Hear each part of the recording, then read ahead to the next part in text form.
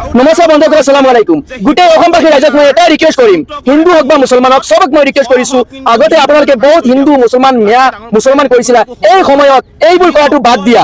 আমাৰ অসমৰ পৰিস্থিতি এনেকুৱা বেয়া, 4টা জিলাৰ অৱস্থা এনেকুৱা বেয়া, আৰু এই 4টা জিলাৰ যিবোৰ মানুহ ভুক্তভোগী আছে তেহেতে গম পাই আছে কিমান কষ্টত আছে।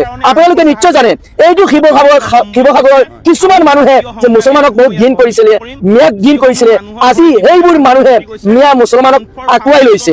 আৰু আমাৰ মৰমৰ জুবিন দাই বিচাৰিছিলে এনেকুৱা এটা বৰ অসম যে চব মিলা প্ৰীতিৰ ভিতৰত টকাটো বিচাৰিছিলে। আজি মই দেখা পাই আছো সেই অসমখন আজি দেখা পাই আছো, তাৰ মাজত কিছুমান জাবৰ বুলি আছে, যেনেদৰে এটা এই ৰাতুল কলিতা নামৰ এজন মানুহ আৰু ভাস্কৰ জ্যোতি দত্তা কিবা নাম আছিলে, এনেকুৱা জাবৰ বিলাকে আহি কিছুমান পোষ্ট কৰি আছে, এনেকুৱা পোষ্ট কৰি আছে। এইবোৰ পোষ্ট দেখাৰ পিছত আমাৰ মনত এনেকুৱা দুখ লাগে, এইবোৰ এনেকুৱা পোষ্ট দিছে, এইবোৰ পোষ্ট আমি পঢ়ি কেনেকুৱা শুনাম, তাৰমানে নিজৰ মনত বেয়া লাগি যায়। আৰু এনেকুৱা তাৰমানে যে আমাৰ মুছলমানক যে টাৰ্গেট কৰি এনেকুৱা পোষ্ট কৰি আছে, গতিকে এইবোৰক শাস্তিটো কোনে দিব লাগে, পাব্লিকে দিব লাগে। আৰু মোৰ ইমান বিশ্বাস আছে যে আমাৰ লগত এই কলিতা ফ্ৰেণ্ড আছে, দত্তা ফ্ৰেণ্ড আছে, ভাল মানুহ ফ্ৰেণ্ড আছে, এই শাস্তি তেহেঁতৰ শাস্তি আপোনালোকে দিব, এইটো মই জানো। গতিকে মই আপোনালোকক এটা ৰিকুৱেষ্ট কৰি আছো, প্লিজ এইটো সময়ত আপোনালোকে হিন্দু মুছলমান কৰাটো বাদ দিয়া আৰু মানুহৰ কাম কৰা, এইখিনি মই ৰিকুৱেষ্ট। চাওক আজিৰ দিনত এই সহায় হাতটো প্ৰথমে কোনে আগত লৈ গৈছিলে, এই ৰাতুল কলিতা নামৰ মানুহজনে এনেকুৱা পোষ্ট কৰিছে, মৌলানা বদৰুদ্দিন আজমল চাহাবে খামৰ ভিতৰত গো মাংস বনাই দিছে, এনেকুৱা বেয়া পোষ্ট কৰিছে। এইবোৰ চোৱাৰ পিছত মানুহৰ মনত কিবা এটা বেয়া লাগি যায়। গতিকে মই অসমবাসী ৰাইজক কৈছো, তাৰ শাস্তিটো আপোনালোকে দিয়ক।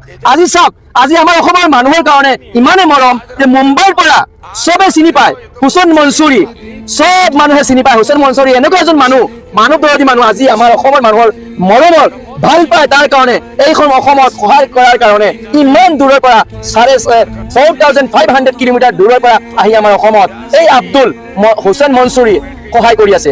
আমাৰ মুস্তাক আনফৰ চাহাবে কিমান টকাৰ সহায় কৰিছে আপোনালোকে জানে, 1 কোটি টকাৰ ওপৰতে সহায় কৰিছে। তাৰপিছত আৰু কিবা এটা কৈছে যে ঘৰ চৰ বনাই দি, যিখিনি মানুহৰ ঘৰ বেয়া হৈছে ঘৰ বনাই দিব, সেইটো চেষ্টা কৰিব।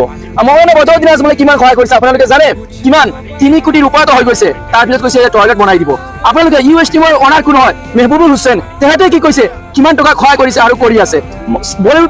বলিউডৰ ছালমান খানে সহায় কৰি আছে। এইবোৰ চব মুছলমান হয়, কিন্তু তেহেঁতে মুছলমান চাই সহায় কৰা নাই, অনলি মানুহ চাই সহায় কৰি আছে। আৰু আপোনালোকে নিশ্চয় জানে, আমাৰ কোৰাণত লিখা আছে যে আমাৰ পৰচিৰ যিকোনো মানুহ হওক, জাতিৰ কোনো মুছলিম হওক বা হিন্দু হওক, যিকোনো মানুহ হওক, যদি তোমাৰ পৰচি কোনোবা যদি বোকা আছে, তোমাৰ ঘৰত খোৱাৰ খাদ্য আছে, ভাত আছে, আৰু তুমি পৰচিত দিয়া নাই, তেনেহ'লে তোমাৰ খোৱাটো হাৰাম হৈ যাব।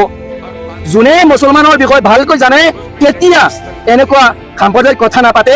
গতিকে মই ইমানখিনি কৈছো, আপোনালোকে ভিডিঅ'টো যদি ভাল লাগে বেছি বেছিকৈ শ্বেয়াৰ কৰি দিয়ক। একচুৱেলি ভিডিঅ'টো বেছি দীঘল হৈ যায়, তাৰ কাৰণে জয় আই অসম।